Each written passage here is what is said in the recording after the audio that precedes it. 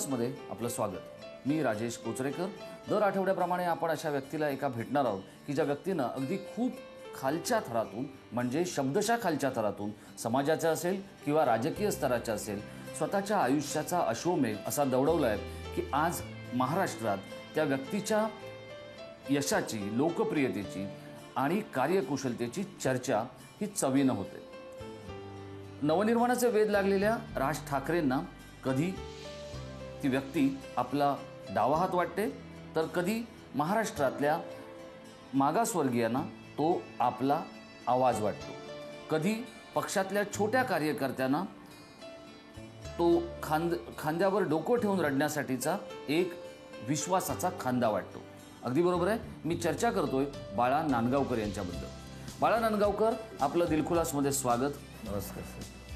मी जसं म्हटलं, आपली ओळख करून देताना समाजातल्या अगदी खालच्या थरातून ते कार्यकर्त्यांच्या अगदी तळातून तुम्ही केलेला प्रवास हा कौतुकास्पद आहे।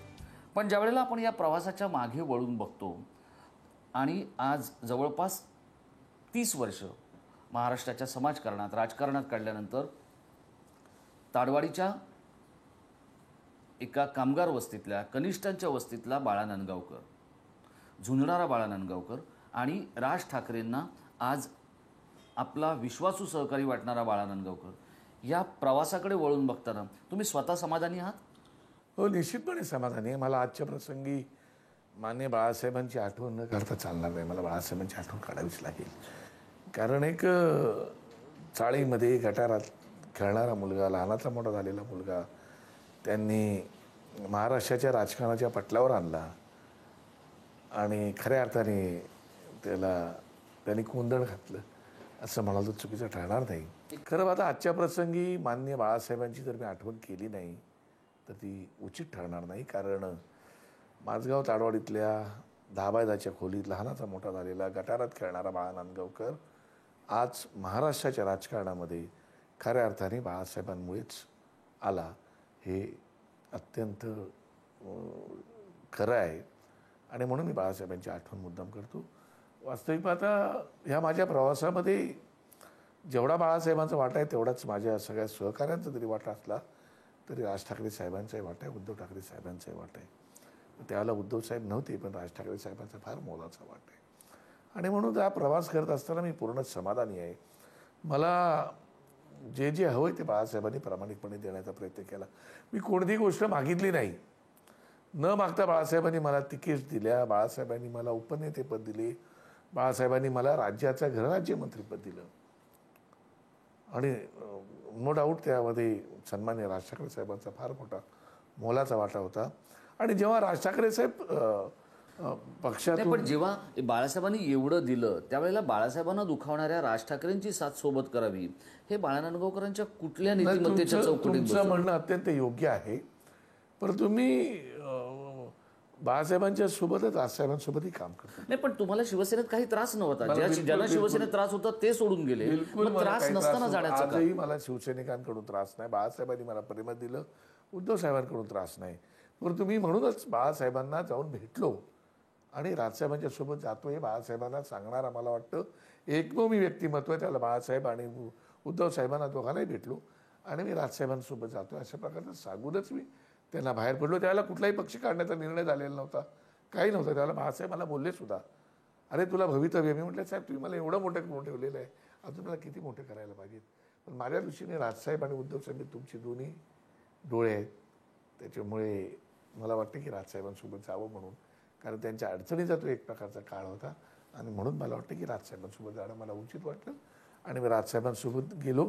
त्यांनी मला कालही प्रेम दिलं, आजही प्रेम देतात आणि उद्याही प्रेम देणार आहे ची मला पूर्ण खात्री आहे। राज ठाकरे रमेश केणी प्रकरणामध्ये 90च्या मध्याला अडकले होते, म्हणजे 90चे जे दशक होतं त्याच्या मध्याला सत्ता आल्यानंतर राज ठाकरे अडकले आणि त्यावेळेलाही आपल्या मंत्रिपदाचा किंवा आपल्याकडे असलेल्या सगळ्या पदांचा राजीनामा देण्याची जी तयारी केली होती ती खूप लांबचं ओळखून केलेली भविष्याची तजवीज होती की मैत्री खातर केलेलं ते उचललं ते पाऊल की राजसाहेबांवरती माझं नितांत प्रेम होतं। हे मी एवढ्यासाठी विचारतोय कारण तोपर्यंत शिवसेना प्रमुखांचा उत्तराधिकारी म्हणून सगळं महाराष्ट्र, सगळं राजकारण हे राज ठाकरेंकडे बघत होतं, तर त्या उगवत्या सूर्याबरोबर राहावं म्हणून उचललेलं ते पाऊल होतं का? नाही आता तुम्ही काही त्यातून अर्थ काढू शकाल, पण तसं काय नव्हतं. निखळ साहेबांवरती असणारं प्रेम, श्रद्धा, निष्ठा आणि त्यांच्यासोबत असणारी मैत्री, एवढ्यासाठीच मी त्यांच्या अडचणीच्या काळामध्ये त्यावेळेलाही त्यांच्यासोबत राहिलो होतो. त्यावेळेला मला वाटतं की मी आणि शिष्यसिद्धी आम्ही सतत त्यांच्यासोबत इंट्रोगेशनला कुठे जायचे शिबियाच्या, त्याला आम्ही त्यांच्यासोबत राहिलो होतो. त्याला असं मनात विचारही नव्हता आला की शिवसेनेत ते राज ठाकरे साहेब बाहेर पडतील म्हणून, असा विचारही नव्हता. तो दुर्दैवाने तशा प्रकारची घटना घडली आणि तशा प्रकारची घटना घडल्यानंतर सगळ्यात पहिला त्यांच्यासोबत जाणारा मीच सहकारी होतो. त्यावेळेलाही माझं करिअर मी बाजूला ठेवलं होतं. त्याला कुठला पक्ष काढायचा निर्णय नव्हता, काही नव्हतं. त्यामुळे मला पॉलिटिकल ॲम्बिशनचा विषयच येत नाही. आलं लक्षामध्ये.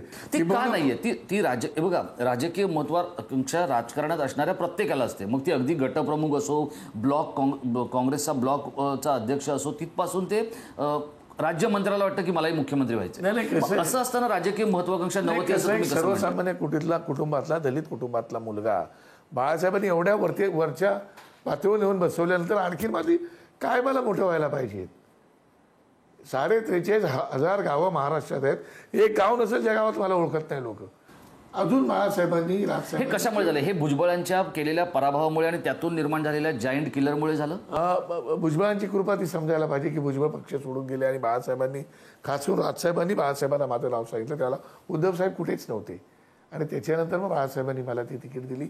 आणि सामान्य काय होता तो किस्सा बघा. आजही बाळा नांदगावकर म्हटलं की अनेक ग्रामीण भागांमधल्या होर्डिंगवर आणि फ्लेक्सवर जायंट किलर लिहिलं जातं.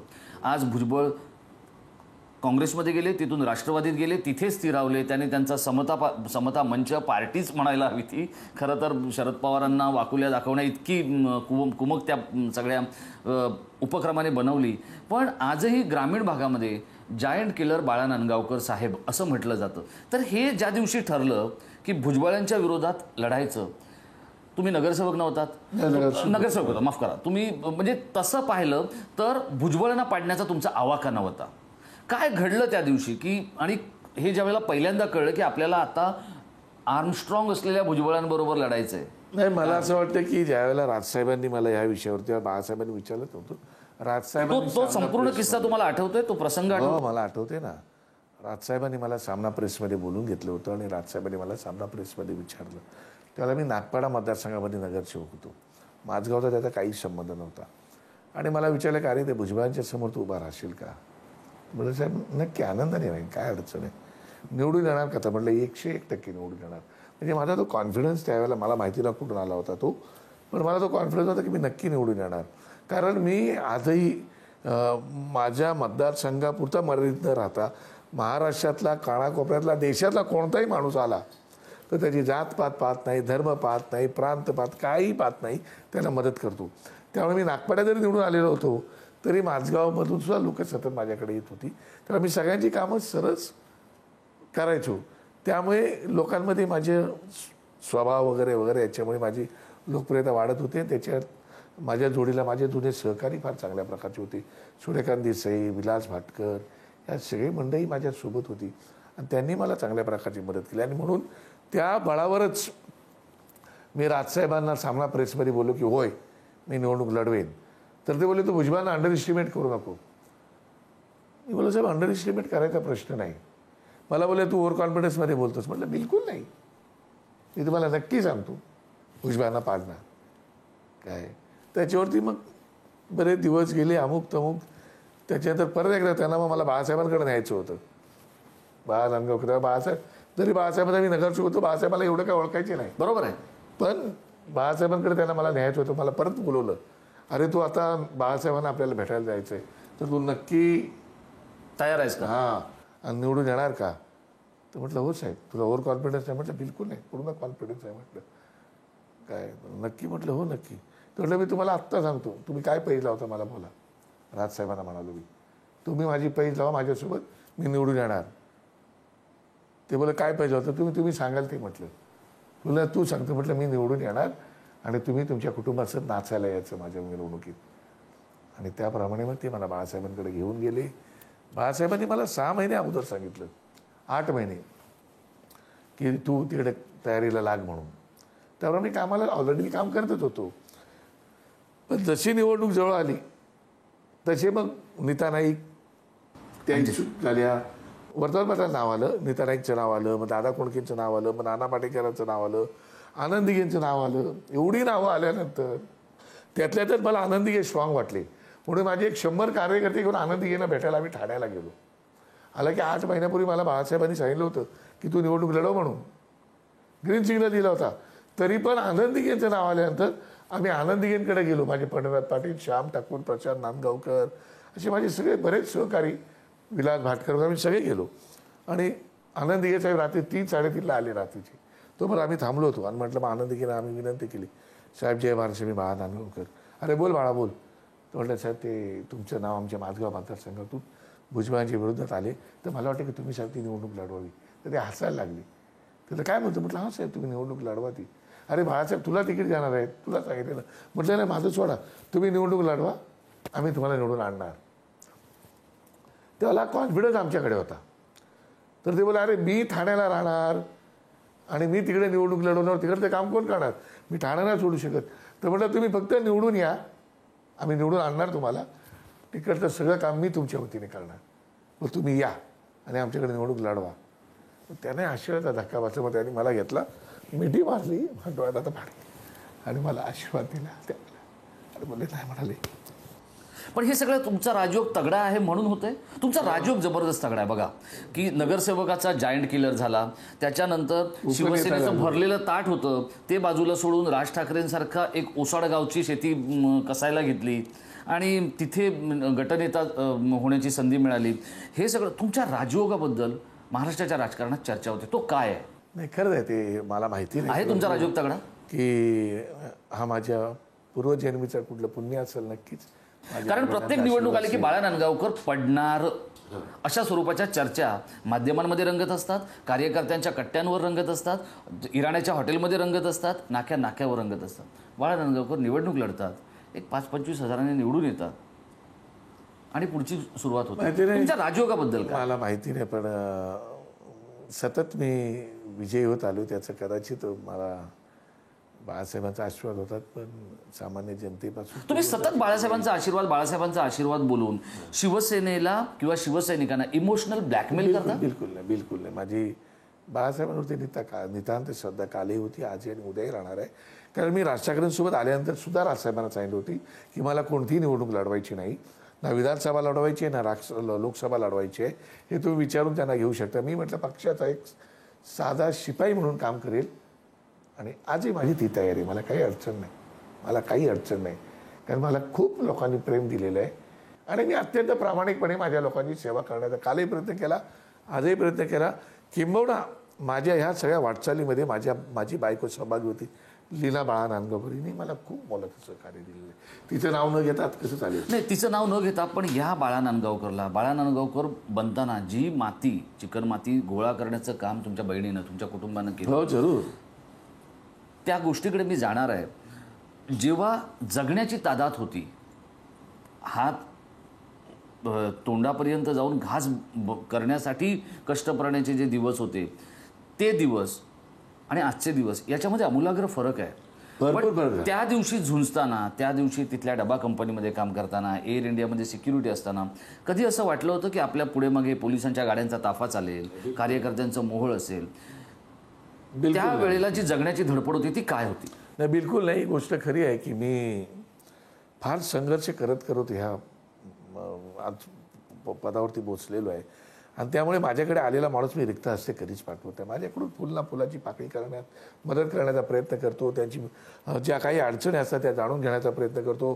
कारण शेवटी लोकांना वाटलं पाहिजे की माझं काहीतरी ऐकतोय, प्रामाणिकपणे ऐकून प्रामाणिकपणे प्रयत्न करतो. कारण मला त्याचा चटका बसलेला आहे.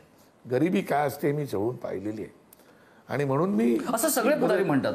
पण तुमची गरिबी मला समजून घ्यायची आहे. मला माहिती आहे की डबा कंपनीत काम करताना तुमच्यावर आलेला प्रसंग आणि तिथून नंतर जे काही सगळं आहे, आधी डबा कंपनी नंतर एअर इंडिया असा प्रवास होतो. बरोबर आहे. भेंडी बाजारामध्ये मी HH बच्चूवाले टीन फॅक्टरीमध्ये काम करत होतो. त्याच्यापूर्वी मुलुंडला हँडलूम इंडिया गार्मेंट इंडस्ट्री हिगी नावाच्या कंपनीमध्ये महिन्याला 120 रुपये पगारात काम करत होतो.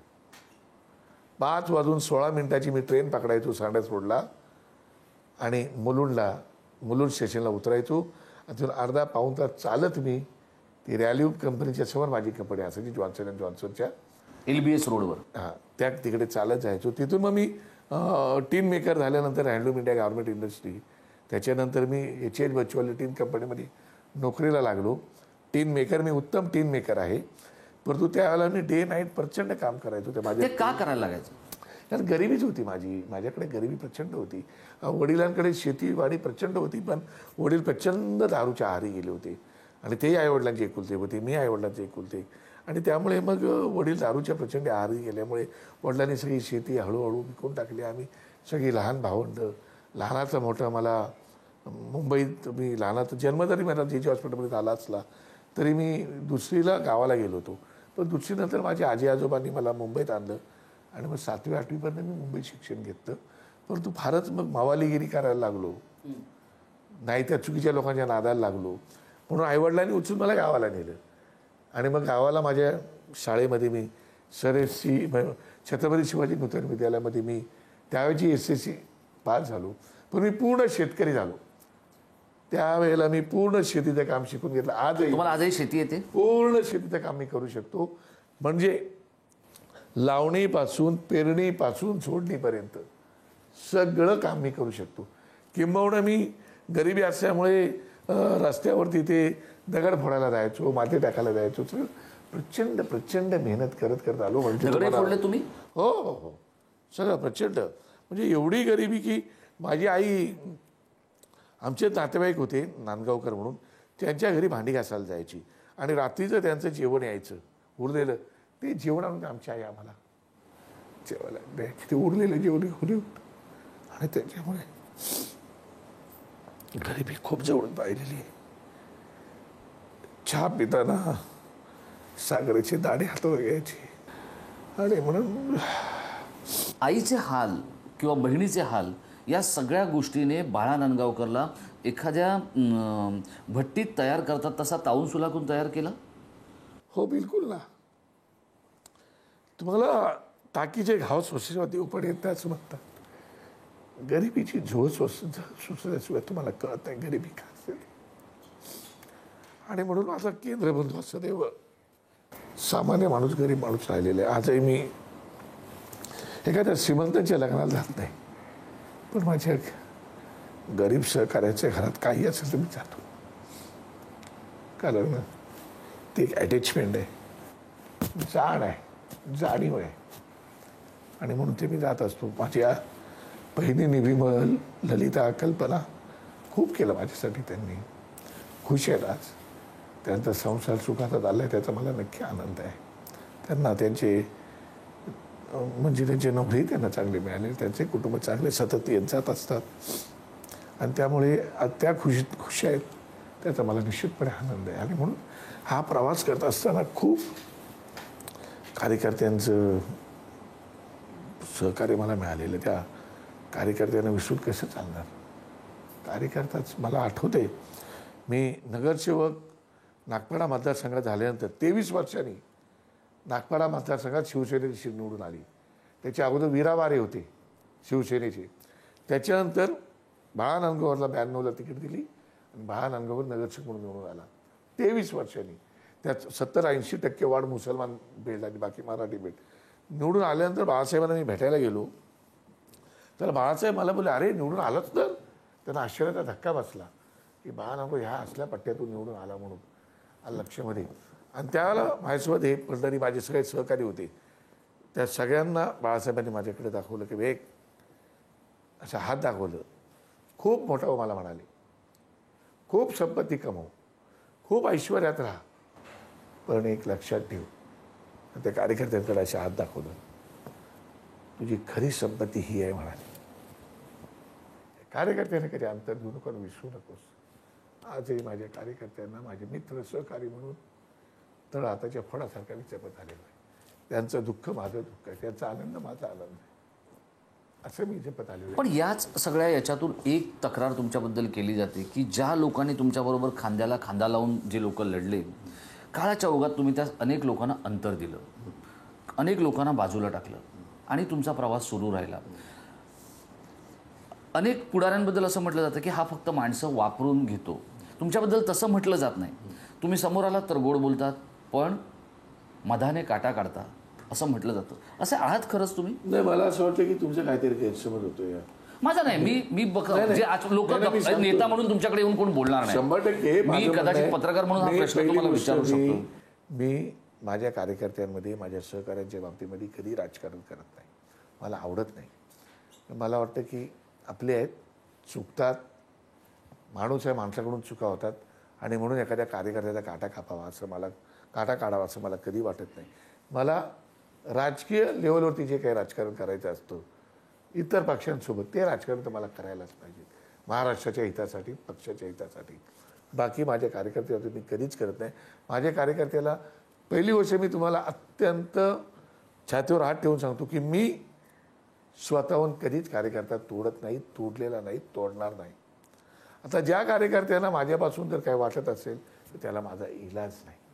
हा लक्षामध्ये मी माझ्या प्रत्येक कार्यकर्त्यांना मोठा करण्याचा प्रयत्न करतो.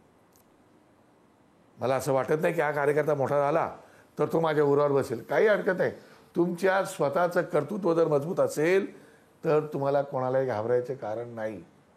लक्षामध्ये समोर राज ठाकरेंचं उदाहरण आहे ना. नारायणाने शिवसेना सोडली होती, भुजबळांनी शिवसेना सोडली होती, गणेश नाईकांनी सोडली होती, स्वतःचा पक्ष नाही काढू शकले. राज ठाकरेंमध्ये स्वतःमध्ये कर्तृत्व होतं, त्यांनी स्वतःचा पक्ष काढला आणि तो आज उभा करून दिमाखाने प्रवास सुरू आहे. त्यामुळे तुमच्या स्वतःच्या कर्तृत्वावर तुमचा जर विश्वास असेल तर काय गरज आहे कुठल्या कार्यकर्त्याच्या माना कापायची, काय कुठली गरज आहे कुठल्या कार्यकर्त्याला त्रास द्यायची. त्यामुळे माझ्या सहकार्याने मी सदैव सोबत घेऊन जात आलेलो आहे. आता त्यांना जर माझ्याविषयी काही वाटत असेल त्याला मी काहीच करू शकत नाही. पण माझं कालही प्रेम त्यांच्यावर होतं, आजही आहे आणि उद्याही राहील. त्यांना माहिती आहे, माझ्या पत्रकार मित्रांना माहिती आहे की अडचणीच्या काळातला मित्र आमचा बाळा नांदगावकर आहे. अडचणीच्या काळात मी सगळ्या गोष्टी बाजूला ठेवून पहिला मदतीला जातो. आता माझा तो स्वभाव आहे, त्याला मी काही. पण हेच मला विचारायचं आहे. बघा, ज्या वेळेला राज ठाकरे आणि उद्धव ठाकरे या दोन भावांमध्ये भावंकीचं नाट्य सुरू होतं त्यावेळेला दोन्हीकडेही तितकाच कुटुंब आधार, मी म्हणतोय जनाधार नाही, तितकं दोन्ही कुटुंबामध्ये किंवा दोन्ही बाजूला तितकंच प्रेमाने वागवण्याची जी काय संधी मिळाली ती बाळा नांदगावकरांना मिळाली. जरूर, बिलकुल. मग ह्या दोन्ही लोकांनी ज्या वेळेला, हे दोन्ही लोक असतील, स्वर्गीय विलासराव देशमुख आणि अशोक चव्हाण, हे दोघंही जरी मित्र असले तरी त्यांची मैत्री कशी हे आपल्याला माहीत होतं. नारायण राणे आणि अशोक चव्हाण किंवा जे कोणी दोन वेगळ्या वेगळ्या बाजूंचे लोक हे बाळा नांदगावकरला तितक्याच प्रेमाने वागवतात, असं का? बिलकुल. त्याचं कारण असं की मला पहिली गोष्ट, मला कोणाची लावालावी करायची सवय नाही. पहिली गोष्ट, मी जे माझ्या मनात, त्याच्याशिवाय राजकारण करता येतं? बहुत करता येतं ना, का नाही. लोकांना कळतं की हा माणूस हा सरळसोट आहे रे, हा प्रामाणिक आहे, हा लावालावी करत नाही, हा जे मनामध्ये आहे, जे पोटात आहे तेच पोटात आहे. त्यामुळे हा सरळसोट माणूस आहे आणि मी तसाच वागतो, तसाच वागतही राहणार. आलं लक्षामध्ये. मला गटनेता करताना मी राज ठाकरे साहेबांना सांगितलं होतं, मला कशाला गटनेता करता, आपण शिशिर शिंदेना करूया. विचारा तुम्ही. काय मला काही अडचण वाटत नाही. त्याचं कारण की साहेबच म्हणतात की आयुष्यात काहीतरी नाही बोलायला शिकलं पाहिजे. सगळंच मला पाहिजे असं नाही, दुसऱ्यांना देण्याची दानत सुद्धा पाहिजे. आणि म्हणून उद्धव साहेब किंवा राजसाहेब, नारायण राणे साहेब किंवा अशोक चव्हाण साहेब किंवा विलासराव देशमुख या सगळ्यांशी माझे तेवढे जिव्हाळ्याचे संबंध होते. लक्षामध्ये. त्याचं कारण की मी सगळ्यांशी प्रेमाने वागत होतो, प्रेमाने राहत होतो. माझ्या स्वतःचं कधी वैयक्तिक काम माझ्या स्वतःचं कधी काही नव्हतं. जे काम नेलं ते लोकांसाठीच गेलो. आजही लोकांसाठीच काम मागत असतो आणि करत असतो. एक गोष्ट नक्की आहे की माझी, मला हे समजून घ्यायचं आहे. बघा, एक तर तुमचा पिंड शिवसैनिकाचा, बरोबर, आजही तुम्ही म्हणजे तुम्हाला त्याच पद्धतीत आणि त्याच ॲक्शनप्रमाणे काम करावं असं वाटतं. असं असताना शिवसैनिक हा नेहमी मसल पॉवर, दादागिरी याची भाषा बोलत आलेला आहे, तो बोलणं ते पसंत करतो. पण तरी बाळा नांदगावकर लोकांच्या खांद्यावर हात टाकून काम करणं अधिक पसंत करतो. म्हणजे मसलपेक्षा प्रेम किंवा मसलपेक्षा आदर हे राजकारणात अधिक नाही. मला नक्की वाटतं तुम्हाला मसल पॉवरपेक्षा नक्की तुम्ही प्रेमाने लोकांना जिंकू शकता. हा माझा अनुभव आहे आणि त्या अनुभवाच्या शिदोरीतून मी तुम्हाला बोलतोय. बरं, आपण वाद घातले, मसल पॉवर वापरली तर गरज नसताना तर आपल्यालाच होतो ना, आपल्यालाच होतो. आत्ता मध्यंतरी लालबाग परळमधल्या निवडणुकीच्या वेळेला खूप शिवसैनिकांनी माझ्या कार्यकर्त्यांच्या विरुद्ध काय काय केलं होतं. आमचे कार्यकर्ते, माझ्याकडे तरुण मुलांची फौज आहे, प्रचंड कार्यकर्ते अटॅक करण्याच्या भूमिकेत होते. म्हटलं नाही, म्हटलं ते आपले जुने बांधव आहेत, आपले सहकारी आहेत, आणि ते चुकत असतील, आपण 2 पावलं मागे जाऊ. याच सगळ्या गोष्टीमुळे 54,000 मतं घेऊनही दगडू सकपाळांचा पराभव झाला असं समजायचं. मला माहिती नाही, परंतु लोकांनी विश्वास राज ठाकरे साहेबांवरती दाखवला. कारण बघा, तुम्ही शिवसेना जवळून पाहताय, मीही पत्रकार म्हणून बघतोय. परळ, लालबाग, शिवडी, काळाचौकी हा जर परिसर पाहिला, हा शिवसेनेचा बालेकिल्ला काल होता आणि आजही आहे. 7 नगरसेवक आहेत त्यांचे, कळलं की नाही. असं असताना बाळा नांदगावकर तिथून निवडून आले, ते याच जिभेवरच्या गोडव्यामुळे. मला असं वाटतं आता माझा स्वभाव तसा, त्याला मी काहीच करू शकत नाही. माझ्या आईवडिलांनी माझ्यावरती केलेले संस्कार हे जे आहेत, त्या संस्कारामुळेच मी लोकांशी गोड बोलतो. लोक मला म्हणतात की तुम्ही नांदगाव साहेब गोड बोलता. आता म्हणून काय करणार, चिडून बोलू, रागाने बोलू, शिव्या देऊन बोलू, मला जमत नाही. पण असं म्हणतात की राजा हा मेणावून मऊ असावा, पण वेळेप्रसंगी राजाहून कठोर असावा लागतो. वेळ आला तर मी तसा कठोरच होतो, आणि ते भुजबळांच्या निवडणुकीला मी दाखवून दिलेलं आहे. वेळ आली तर मी सगळ्या गोष्टींना सामोरी जाण्याची तयारी करू शकतो. पण मला वाटतं तुम्ही तलवारीच्या ताकदीपेक्षा जिभेच्या प्रेमाच्या ताकदीने, वाणीच्या ताकदीने लोक जिंकू शकतात, त्याचा माझा ठाम विश्वास आहे. त्यासाठी मला माझं राजकीय करिअर जे आहे ना, ते मी प्रेमाने जिंकणार लोकांना. मला कुठेही कोणाच्या मानेवर सुरी ठेवून बंदूक लावून जिंकायचं नाही. अरुण गवळीच्या बालेकिल्ल्यामध्ये छगन भुजबळांचा 90च्या दशकामध्ये पराभव करणारे जायंट किलर बाळा नांदगावकर जिभेच्या गोडव्यावरची आणि त्या गोडव्यातल्या मधाळपणाची कहाणी आपल्याला सांगतायत. आपण त्यांच्याबरोबर दिलखुलास गप्पा मारतोय. मी या मुलाखतीच्या किंवा दिलखुलासच्या उत्तरार्धामध्ये काही कटू प्रश्न घेऊन, काही कडू प्रश्न घेऊन त्यांच्याकडे जरूर जाणार आहे. आपण पाहत राहा दिलखुलास.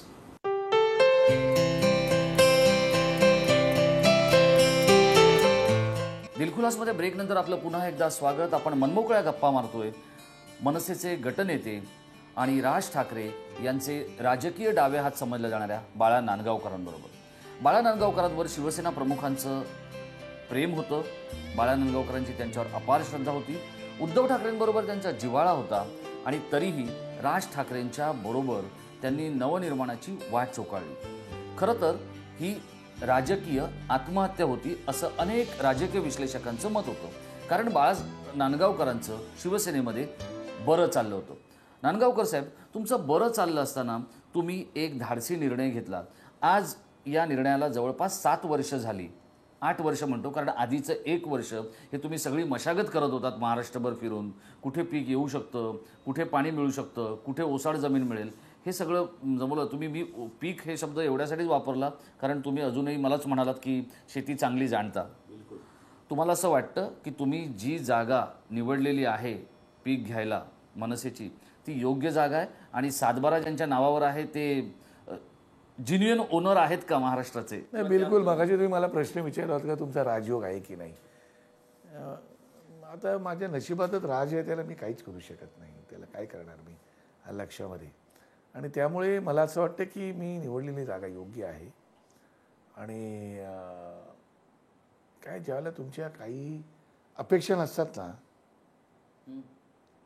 महत्वाकांक्षा नसतात ना, त्याला काही अडचणी नसतात लक्षामध्ये. बघा, आज संपूर्ण देशाचं राजकारण हे प्रादेशिक पक्ष आणि घटक पक्षांवर किंवा छोट्या छोट्या पक्षांवर केंद्रित झालेलं आहे. असं असताना तीच गोष्ट महाराष्ट्रातही लागू पडते. पण महाराष्ट्रामध्ये काँग्रेस आणि आघाडीचं राज्य आणि पैसे, सत्ता, सत्यातून पैसे, पैशातून सत्ता, हे जे काही चाललेलं आहे हे पाहता जो लालबत्तीचा दिवा तुमच्या डोक्यावर शिवसेना प्रमुखांनी दिला होता गृहराज्यमंत्री म्हणून, तसा एखादा दिवा येण्याची शक्यता अनेक राजकीय विश्लेषकांना दिसत नाहीये. तुम्हाला दिसते? नाही, मला असं वाटतं की उद्या मला काय स्वप्न पडणार आहे ते मी आता कशाला सांगू. मला काय तसं वाटत पण नाही. पण मला माहिती आहे की महाराष्ट्राच्या राजकारणामध्ये राज ठाकरेंशिवाय आता कुठल्याही पक्षाला तरुणोपाय नाही.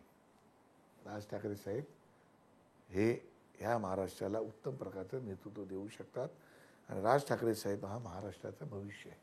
साहेब, महाराष्ट्रासमोर एवढ्या अडचणी आहेत. राज ठाकरे 6 महिन्यातनं एकदा येणार आणि प्रसारमाध्यमांसमोर आणि जनसभेसमोर आपली बाजू मांडणार. मान्य आहे मला. कशा स्वरूपात राज ठाकरे साहेब काय करू काय शकते, त्याच्या हातात काय.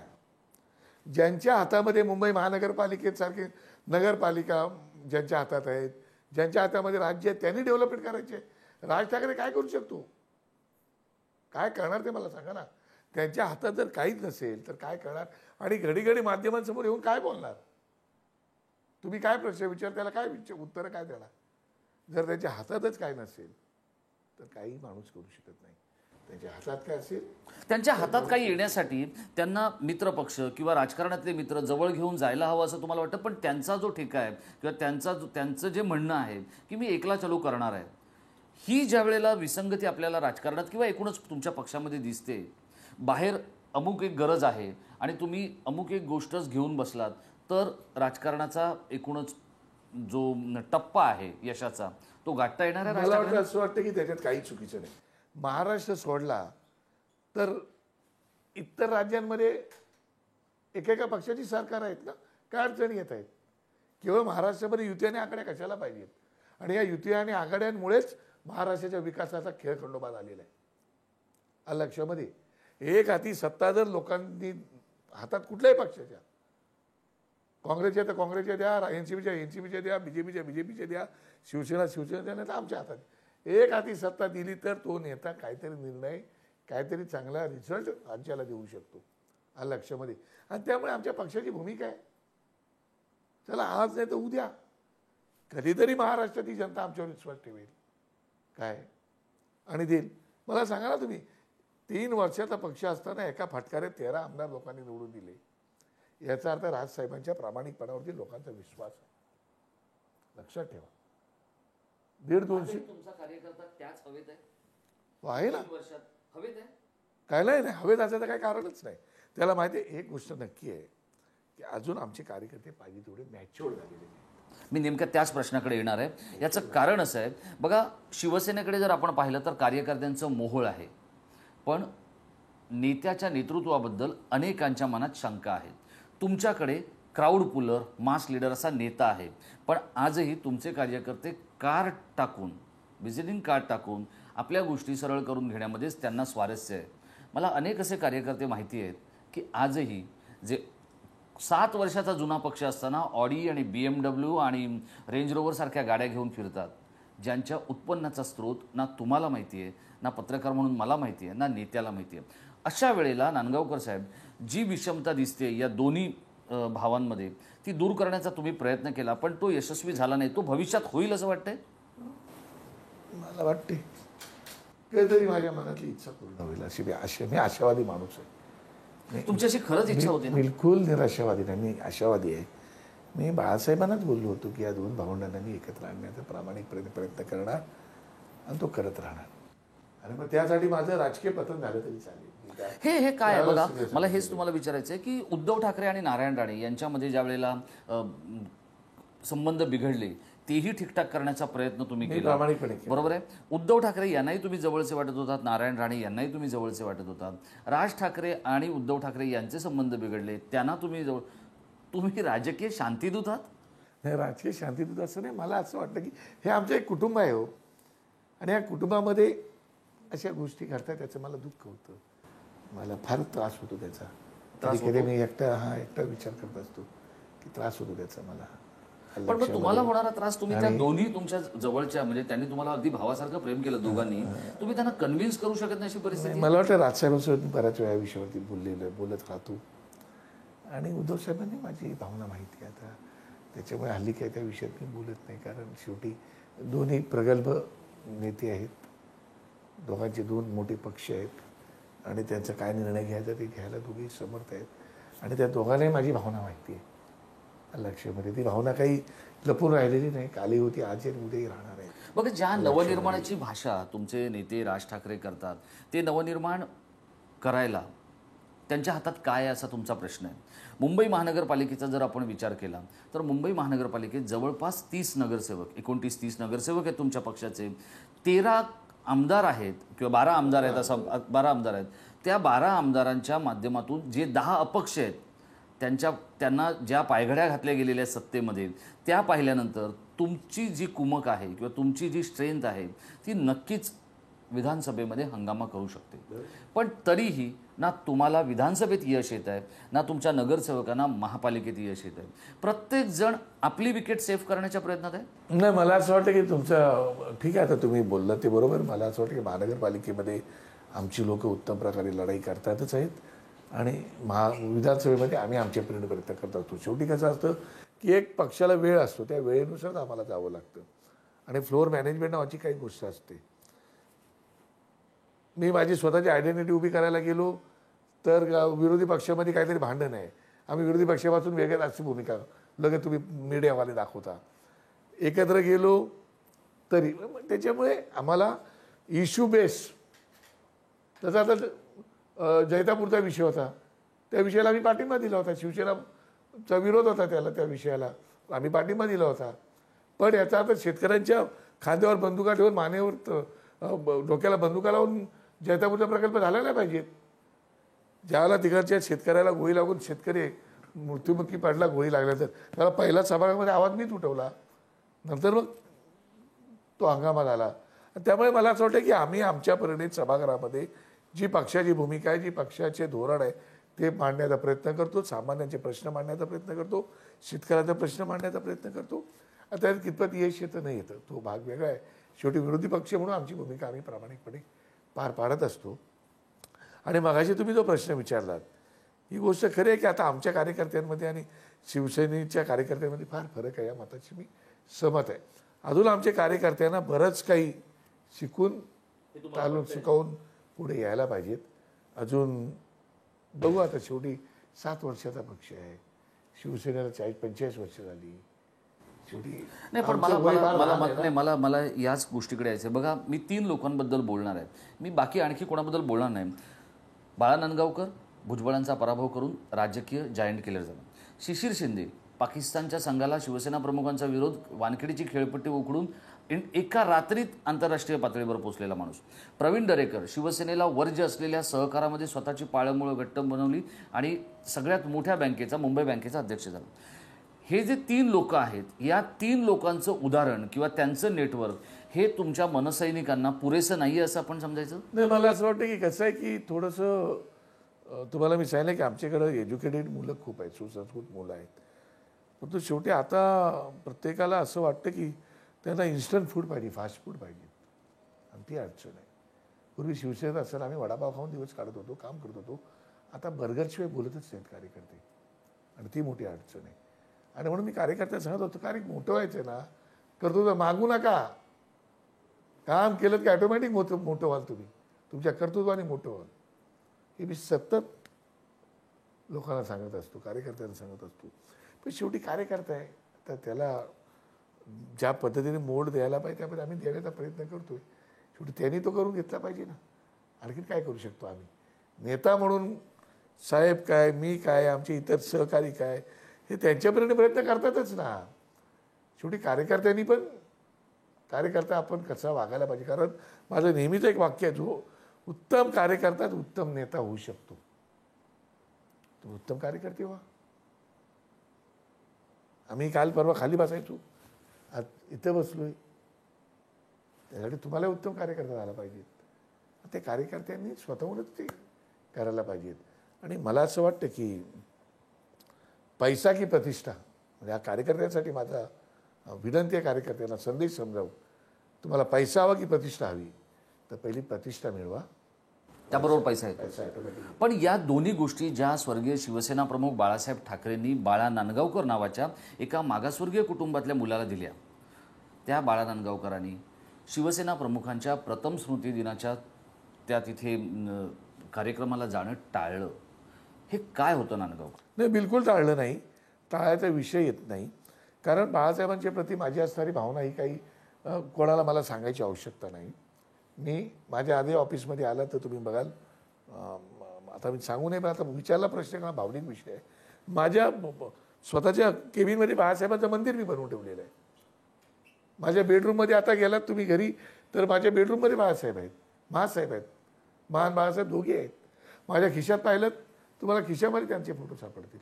आता त्याच्यामुळे माझ्या भावना काय, मला शिवाजी पार्कला शिवतीर्थावर जाऊनच व्यक्त करायला पाहिजे असं तर काय नाही. माझ्या भावना आहेत, त्या भावना माझ्या, मी जगाच्या कुठल्या पातळीवर असतो, कुठे असेल तरी माझ्या भावना आहेत त्या मी कुठेही राहून बाळासाहेबांच्या प्रति व्यक्त करू शकतो. बघा, तुमच्यासारख्या अनेक तरुणांना शिवसेना प्रमुखाने जगण्याचा आधार दिला, कुणाला पोटाची भाषा समजावली तर कुणाला प्रतिष्ठेची भाषा समजावली. असं असताना त्यांच्या स्मारकासाठी शिवसेनेच्या नेत्यांना शरद पवारांना साकडं घालावं लागतं.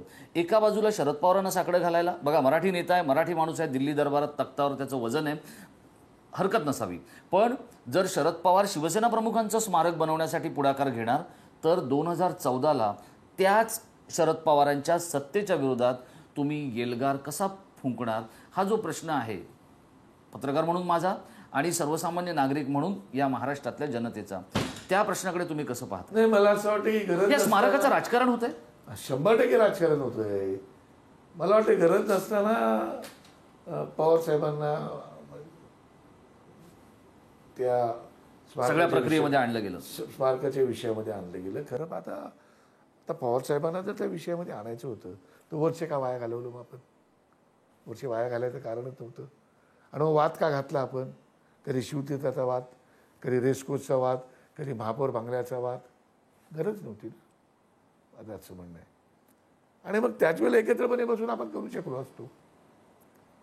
म्हणून मला असं वाटतं की ह्याच्यात राजकारण न करता बाळासाहेबांच्या प्रति खरं जर श्रद्धा असेल तर आपलं काम आपण करायला पाहिजे असं मला वाटतं. आणि मग तुम्ही विचारलेला प्रश्न अत्यंत योग्य आहे.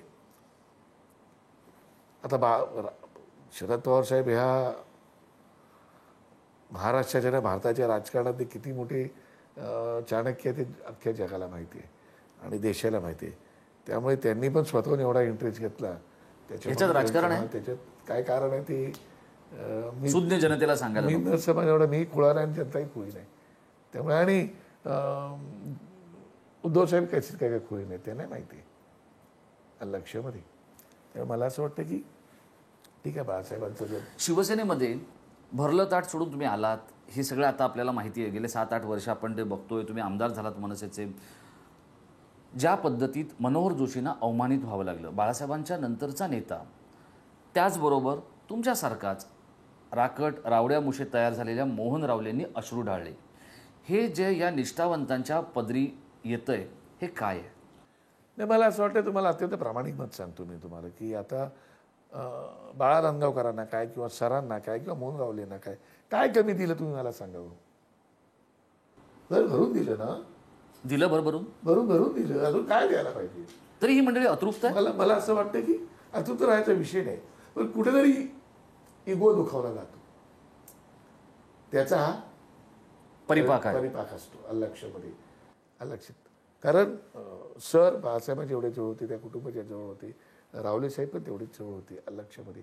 ते काय दुखावले गेले अलक्षमध्ये? एक. नंबर 2, मलाही कळलं पाहिजे की मला आता पक्षाला काय द्यायला पाहिजे, पक्षाने मला काय दिले आणि आता पक्षाला मला काय द्यायला पाहिजे. आता सगळंच जर मलाच पाहिजे तर इतर कार्यकर्त्यांनी काय करायचं, हाही प्रश्न मी स्वतःला विचारला पाहिजे अलक्षमध्ये. त्याच्यामुळे कुठेतरी साहेब आमचे राजसाहेब बोलतात की नाही बोलायला शिका अलक्षमध्ये. सरांची काय इच्छा असेल, रावले साहेबांची काय इच्छा असेल, इच्छा असू शकते, इच्छा पकडू शकतो आपण, परंतु शेवटी कुठेतरी आपल्याला थांबायला कधीतरी लागतं. हे आता कोणीच थांबायला तयार नाही आहे, म्हणून हे सगळं होतं यांच्या वाट्याला. त्याची कल्पना नाही, परंतु मला काय झालं ते चांगलं वाटलं नाही, एवढं मात्र तुम्हाला सांगतो. दुखावला तुम्ही? मला सरांचं सुद्धा तिथे त्या ठिकाणी जो अवमान झाला त्याचे मला खूप दुःख वाटलं, कारण मी त्यांच्या हाताखाली काम केलं होतं. त्यामुळे सरांना एका रूममध्ये येऊनही सगळं सांगता आलं असतं अलक्षमध्ये. त्यामुळे त्याचंही मला दुःख वाटतं. त्याच्यानंतर रावले साहेबांनाही अशा प्रकारचं अवमानित का केलं जातं त्याचे दुःख वाटतं मला. कारण शेवटी जुनं ते सोनं असतं, नवं ते हवं, पण जुनं ते सोनं आहे तेही सांभाळून ठेवायचं असतं, एकदम टाकून चालत नाही, मला असं वाटतंय. त्याच्यामुळे मला खरंच त्यांच्यासोबत मी काम केलेलं आहे. मोहन रावले माझ्या मोठ्या भावासारखे आहेत, सर आमच्या वडिलांसारखे आहेत. मलाही वाईट वाटतं, पण त्यांनी विचार केला पाहिजे की आपण करतो ते योग्य आहे का, की अयोग्य आहे. आपल्याला ज्यांनी भरभरून दिलं त्याच्या बाबतीत आपण काय करायला पाहिजे. मी शिवसेनेतून बाहेर पडलो, एकही शब्द मी टीका कधी केली नाही, तुम्ही आणि गणेश नाईक, आणि करणारही नाही. कारण शिवसेना माझी आईच होती ना, माझ्या आईवरनं टीका काय करणार. पण ज्यावेळेला चुकीच्या काही गोष्टी करतात त्यावेळेला त्या युतीच्या माध्यमातून होतात. म्हणजे मला हेच विचारायचं आहे, युतीच्या माध्यमातून होतात.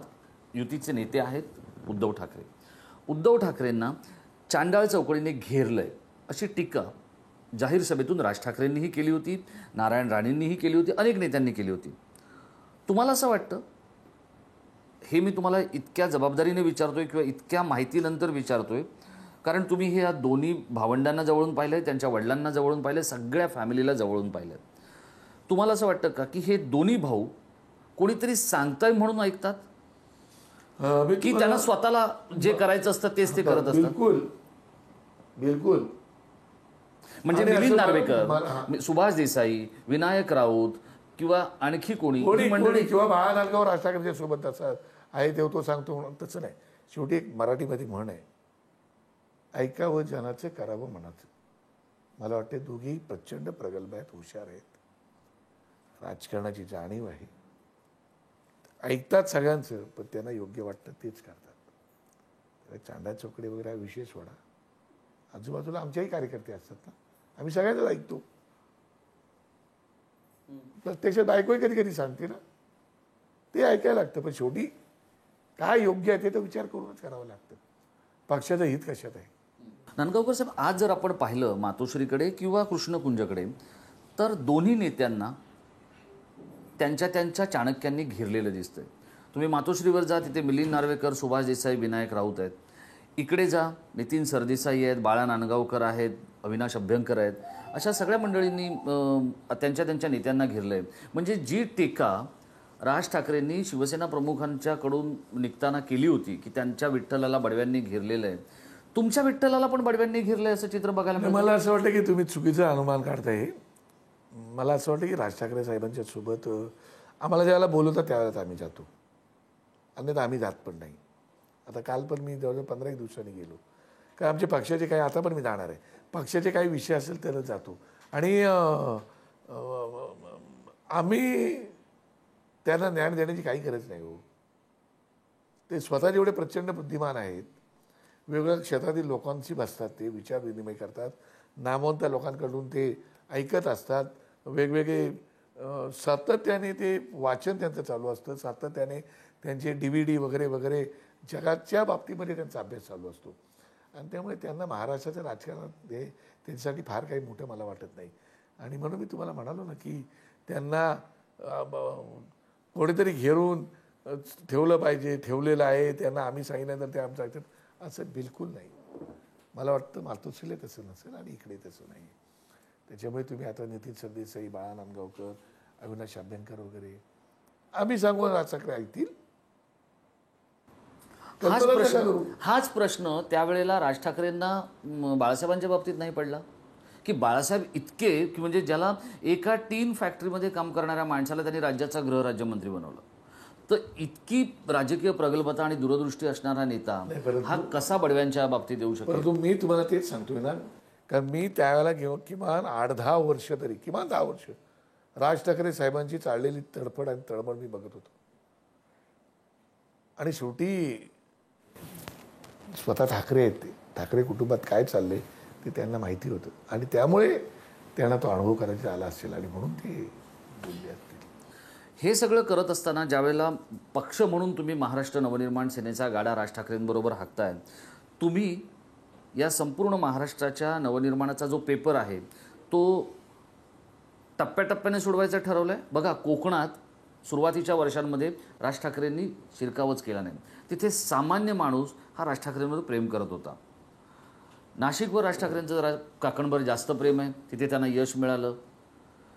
कोकणामध्ये खेडसारखी अख्खी स्थानिक स्वराज्य संस्था त्यांच्याकडे आली.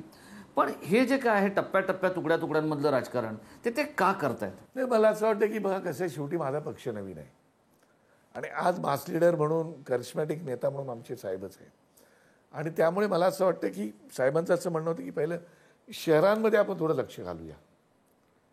आणि नंतर शहरांचं लक्ष, कारण शहरांमध्ये एखादी सभा घेतली किंवा शहरामध्ये बांधणी केली तर त्याचं लोण अख्खं त्या जिल्ह्यामध्ये पसरलं जातं आणि काय चुकीचं नाही लक्षामध्ये. आणि त्यामुळे त्यांनी शहरांकडे लक्ष दिलं.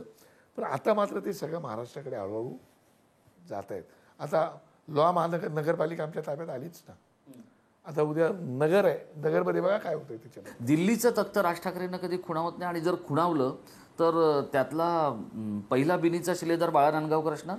कारण चर्चा तर खूप आहेत, बाळा नांदगावकर खासदार बनणार, बाळा नांदगावकरांना दिल्लीला पाठवणार, जे पवारसाहेब करतायत तेच राज ठाकरे करणार, महत्त्वाच्या नेत्यांना लोकसभेला उभं करणार. काय काय नेमकी तुमची. मला असं वाटतं की पक्षाचे नेतृत्व त्यांना योग्य वाटते तो निर्णय घेत असतं आणि घेत राहणार. आणि मला असं वाटतं की त्या पक्षाचा शिपाई म्हणून माझं काम आहे, पक्ष जे सांगेल ते करायचं. पक्षाने सांगितलं तुला लोकसभा लढवायची तर लोकसभा लढवायची, पक्षाने सांगितलं तुला दक्षिण मुंबई लढवायची दक्षिण मुंबई लढवायची, पक्ष बोला गडचिरोलीला जाऊन उभा राहा तर बाळा नांदगावकर गडचिरोलीला जाऊन उभा राहील, पक्ष बोला नांदेडला उभा राहा नांदेडला जाऊन उभा राहील. पक्ष ठरवेल. पक्ष बोला तू निवडणूक लढवायची नाही, तुला पक्षाच्या प्रचाराला फिरायचं आहे तर बाळा नांदगावकर ते करेल. आम्ही शिलेदार आहोत, शिपाई आहोत. शिपायाचं काम आहे सैनिकाचं रणांगणामध्ये लढाई लढायची आणि लढाई जिंकून सरदाराच्या ताब्यात द्यायची. ते आमचे सरदार आहेत, ते आमचे राजे आहेत. राजाला लढाई जिंकून द्यायचं सैनिकाचं काम आहे आणि ते मी चोखपणे करणार, करत आलोय. बाळासाहेबांच्या वेळेला केलं, आताही करतोय आणि पुढेही करत राहणार. त्यात कुठलाही माझा स्वार्थ नसणार, काही विषय येत नाही त्याचा. हे सगळं ज्या वेळेला तुम्ही करताय, तुम्हाला असं वाटतं की ही घराबाहेरची लढाई तुम्ही जिंकताय असंच म्हटलं पाहिजे, कारण तुमचा राजयोग तगडा आहे, हे आता आपण सगळ्यांनी अनुभवलं.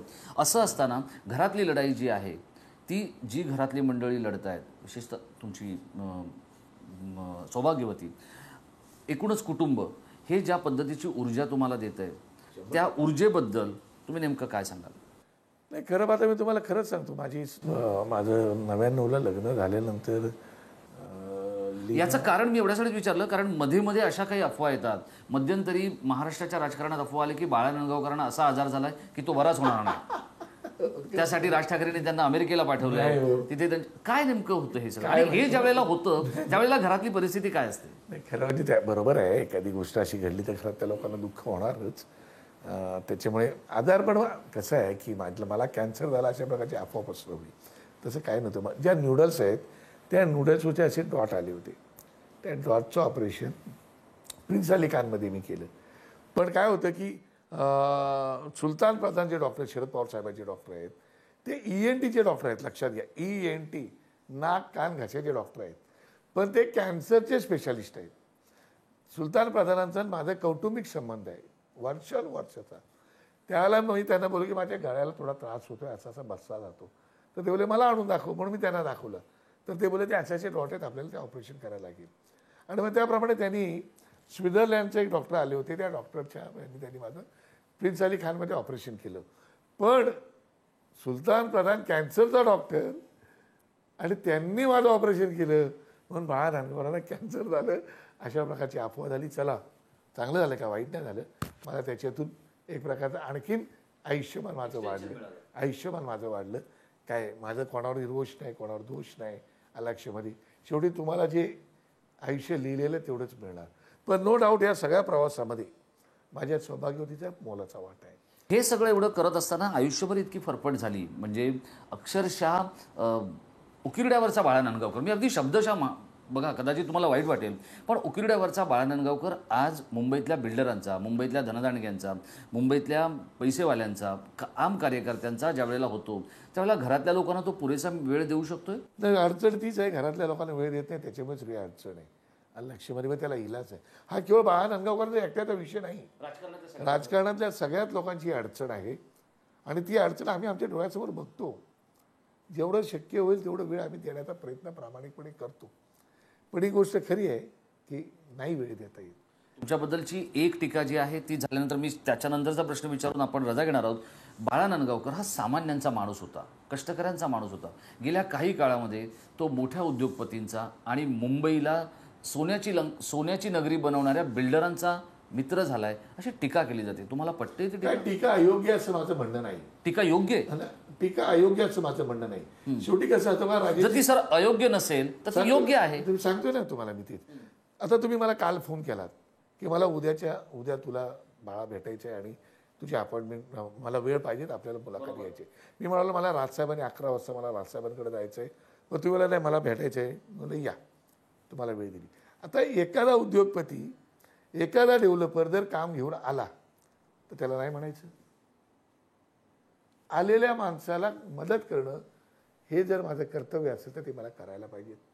सामान्य माणूस आला तरी त्याला मदत केली पाहिजे, उद्योगपती आला तरी त्याला मदत केली पाहिजे, बिल्डर आला तरी त्याला मदत केली पाहिजे. पण तुम्ही माझ्या मतदारसंघात विचारा ना, कुठल्या बिल्डरचा माझ्याकडून त्रास आहे, कुठल्या बिल्डरांकडून मी पैसे मागतोय, अशी काही गोष्ट आहे. त्याच्यामुळे कुठल्या माझ्या नागरिकांना, उलट माझ्या लोकांसाठी मी बिल्डरांना ताणून धरतो. माझ्या लोकांना विचारलं तुम्हाला सांगतील ना, माझी स्पष्ट भूमिका आहे. तुम्ही तुमचा फायदा जरूर करा, पण माझ्या लोकांचं नुकसान होतं कामा नाही. माझ्या लोकांचा फायदा करून द्या, तुमचा डबल फायदा मी करून देईल. तुम्हाला महानगरपालिकेमधून मदत पाहिजे ती करून देतो, म्हाडात मदत पाहिजे ती करून देतो, कलेक्टरमध्ये मदत पाहिजे ती करून देतो, सरकार दरबारी मदत पाहिजे ती करून देतो. माझ्या लोकांना द्या. तुम्ही आवडशेकरांना विचारा, बाळासाहेब म्हणजे जवळ आहेत ना, त्यांना जाऊन विचारा, तेच सांगतील. सुधाकर शेट्टीला विचारा, ते सांगतील. बाबूलाल वर्मा, माझ्या विभागात जे प्रोजेक्ट चालू आहेत ना, त्यांना विचारा ना की बाळ नांदगावकरांनी त्यांच्याकडून काय मागितलं आहे आतापर्यंत. किती कोट्यवधी रुपयाचे प्रकल्प त्यांचे चालू आहेत. त्या बाळ नांदगाव लढाई लोकांसाठी करतोय, जर विचारा तुम्हाला सांगतील. आणि मग लोकांच्या फायद्यासाठी जर मी लढाई केली, प्रेमाने कधी धाकटपणशा दाखवून जर लोकांना मिळून दिले तर माझी काय चूक आहे त्याच्यात. मग बाळा नांदगावकर जर तुम्ही बोलत असाल की बिल्डरांचा माणूस आहे, बाळा उद्योगपतीचा माणूस आहे, तर टीका योग्य आहे, माझं काहीच म्हणणं नाही. पण माझी लढाई सामान्यांसाठी आहे, गरिबांसाठी आहे. आणि गरिबांसाठी कोणी असो मग त्याच्यात मी स्पेअर करत नाही, करणार नाही. पण हे सगळं होत असताना ज्या ताडवाडीतून बाळा नांदगावकर आला, त्या ताडवाडीकडे बाळा नांदगावकर पुन्हा बघणार आहे? 100% त्यांची अवस्था आगीतून पडलेल्या, बिलकुल त्याच्यात माझी चूक आहे असं मी म्हणणार नाही. पण ते सगळं जबाबदारी मी स्वीकारतो. स्वीकारताय तुम्ही? स्वीकारतो. त्याचं कारण असं की ज्या ठिकाणी जास्त पुढारी असतात ना, त्या ठिकाणी असे घोळ होतात. त्या ठिकाणी असणारा डेव्हलपर हा शशिकांत शिंदे आणि सूर्यकांत पाटील यांनी तो डेव्हलपर आणला. मला बोलले की नांदगाव साहेब चांगला माणूस आहे, पण मदत करूया. म्हटलं ओके, लोकांचा फायदा असेल तर मला काहीच अडचण नाही. पण आता त्या ठिकाणी असणाऱ्या लोकांनी, मी मनोज जामसुदकर, शशिकांत शिंदे आता मंत्री आहेत आमचे, यशवंत जाधव, बाळा नांदगावकर, आम्ही सगळ्यांनी मिळून त्या प्रोजेक्टला मदत करण्याचा प्रयत्न केला. त्यांना न्याय मिळणार, मिळालाच पाहिजे. मग अशी कुठली माशी शिंकली, कोणाचा स्वार्थ जागा झाला? तुमच्या चॅनलच्या माध्यमातून मी सांगतोय, या माझगाव तारवाडीमध्ये मी माझ्या आयुष्यातली मोठी चूक केली की यशवंत जाधव नावाचा कार्यकर्ता त्या ठिकाणी मी आणला, भांडूपवर्धाने तिथं नगरसेवक केला. आज तारवाडीचा सत्यानाश करायला यशवंत जाधव जबाबदार आहे. मी असे नाही. स्वतःच्या स्वार्थासाठी तुम्ही लोकांना वेठी धरता, काय गरज काय, कशासाठी? मी आता त्या माझगाव तालुक्याच्या प्रोजेक्टची सीबीआय इन्क्वायरी मागतोय. आता विधानसभेमध्ये मी सीबीआय इन्क्वायरी होते यांची, की ज्या खोलीत मी लहानाचा मोठा झालो, लोकांनी विश्वास टाकून, माझ्या शब्दावर विश्वास टाकून लोकांनी ॲग्रीमेंट दिल्या करून, माझ्या शब्दावर त्यांना नाडलं गेलं. ही काय पद्धत आहे तुमची? बिल्डर तुमचं ऐकत नाही, तुम्हाला काय देत नाही म्हणून तुम्ही ब्लॅकमेल करणार लोकांना? ही पद्धत नाही, लक्षामध्ये. आणि लोकांचा आजही माझ्यावर विश्वास आहे. पण मी आता सुप्रीम कोर्टाच्या निर्णयाची वाट बघतोय, म्हणून मी सध्या काही बोलत नाही आहे. सुप्रीम कोर्टाच्या निर्णयाची वाट बघतोय. लोकांना खेळवत ठेवायचं माझं धोरण नाही, झुंजवत ठेवत नाही. मी जे आहे ते स्पष्ट बोलतो. हे आहेत बाळा नांदगावकर. आता आपण पाहिलं की एरवी जिभेवर मधाचा गोडवा घेऊन फिरणारा हा कार्यकर्त्यातून नेता झालेला ग्रस्त ज्यावेळेला आक्रमक होतो, त्यावेळेला ती खऱ्याखुऱ्या अर्थानं राज ठाकरेंची एक धडाडती तोफ असते. ही तोफ राज ठाकरे संपूर्ण महाराष्ट्रात अगदी ग्रामीण भागातल्या ग्रामपंचायतीपर्यंत वाजवत आहेत. याचं कारण राज ठाकरेंनाही उत्तमरित्या माहिती आहे. शिवसेना प्रमुखांच्या मुशीत तयार झालेली ती जायंट किलर नावाची तोफ आहे. आणि ती तोफ किती वेळ धडाडणार हे येणारा काळ ठरवणार आहे. ते असं म्हणतात की त्यांना अपेक्षा नाही आहे, ते निरपेक्ष आहेत. हे मी मानायला तयार नाही आहे. मात्र त्यांच्या अपेक्षेचा वारू हा दिल्लीच्या तख्तापर्यंत जाणार की महाराष्ट्राच्या विधानसभेतच घोंगावत राहणार हे येणारा काळ आपल्याला सांगणार आहे. नांदगावकर साहेब, आपण वेळात वेळ काढून अगदी मनपूर्वक या सगळ्या विषयावर भाष्य केलं. काही बोचरे प्रश्न आपल्याला दुखावून गेले असतील, त्याबद्दल मी दिलगिरी व्यक्त करतो. कारण माझं ते काम होतं, प्रामाणिकपणे करणं हा माझा प्रयत्न होता. तुम्ही केला, आपण वेळ दिला, त्याबद्दल धन्यवाद. फार आभारी मी तुमचा. धन्यवाद.